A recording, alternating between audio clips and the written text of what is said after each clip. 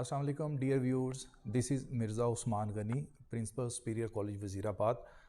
आज मैं आपके सामने एक नई स्टोरी लेके आया हूँ जो कि आपने पहले सुन रखी होगी, लेकिन ये उसके बाद की एक नई स्टोरी होगी। आपने एक जंगल में शेर और चूहे की कहानी सुनी होगी।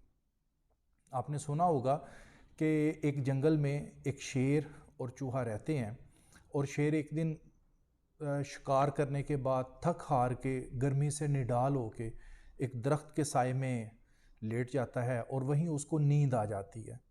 इस असना में कुछ चूहे आते हैं और उसके करीब खेलना शुरू करते हैं, उसके ऊपर भी फुदकना शुरू कर देते हैं। शेर हड़बड़ाहट में उठता है और गुस्से में आके भुंकारता हुआ एक चूहे को अपने पंजे में पकड़ लेता है और वो चूहा उससे फरियाद करता है कि ए शेर, तू तो एक जंगल का बादशाह है, तुझको ज़ेब नहीं देता कि तू एक चूहे को मारे, लिहाजा मुझे आज़ाद कर दे। शेर समझता है कि बात तो ठीक है कि जंगल का बादशाह होते हुए मैं एक चूहे को मारूं, वो उसे आज़ाद कर देता है। फिर वक्त गुज़रता है और कुछ अरसे बाद एक दफ़ा शिकारी उस जंगल में आते हैं और वो उस शेर के ऊपर जाल डाल के उसको पकड़ लेते हैं। शेर वहाँ से बचने की, भागने की कोशिश करता है, लेकिन वो कामयाब नहीं हो पाता।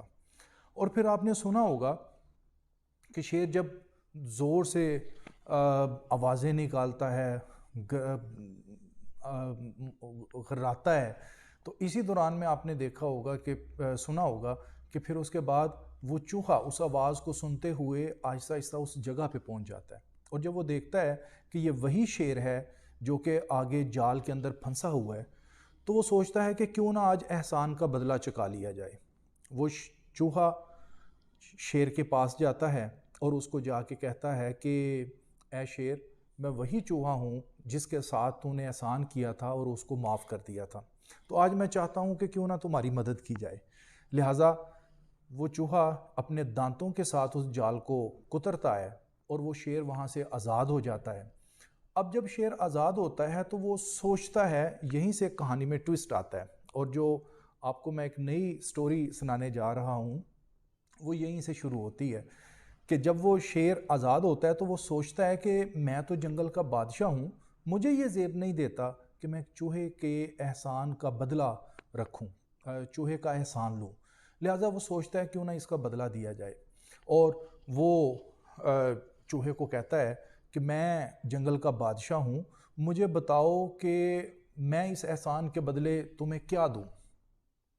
चूहा खुशी के मारे फूले नहीं समाता और वो सोचता है कि मैंने तो जंगल के बादशाह की मदद की है और जंगल का बादशाह मुझसे कह रहा है कि मुझे बताओ मैं तुम्हारी क्या मदद करूं, लिहाजा इससे मैं क्या मांगूं और क्या ना मांगूं। चूहे को कुछ समझ नहीं लगती।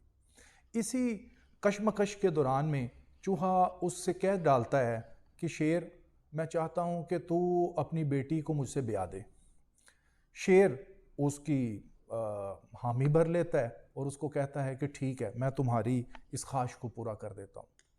तो बस वो जब उसकी शादी तय हो जाती है, शेरनी जो कि शेर की बेटी थी और बड़ी जवान थी, वो एक दिन इसी तरह से चलती फिरती और जो शादी के दिनों में वो घूम रही होती है, जबकि वो चूहा जो कि बिल्कुल छोटा सा नन्हा मुन्ना सा था, वो अनजाने में उसके आगे आ जाता है और शेरनी को पता ही नहीं चलता, उसके ऊपर उसका पंजा आ जाता है और वहीं पे उस चूहे की डेथ हो जाती है, वहीं पे वो चूहा मर जाता है।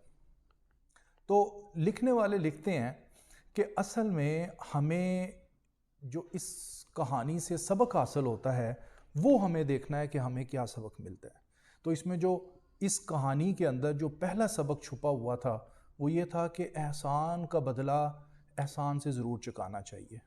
और जो दूसरी स्टोरी आपको सुनाई गई है उसके अंदर एक मॉरल मैसेज जो छुपा हुआ है वो ये है, कहते हैं कि जब हाथी के साथ दोस्ती हो, हाथी के साथ यारी हो, तो फिर घर के दरवाजे भी ऊंचे रखने चाहिए।